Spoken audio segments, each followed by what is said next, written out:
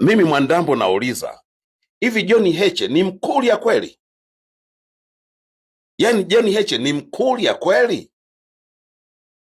Mimi sijaiona Mkuria ambaye anavisikiliza visichana vya kina Hilda Newton ndio vishauri vinaambia hamasisha maandamano, hamasisha maandamano. Unavisikiza visichana vya kina Rachel Dangwa? Kweli Heche ni Mkuria wewe?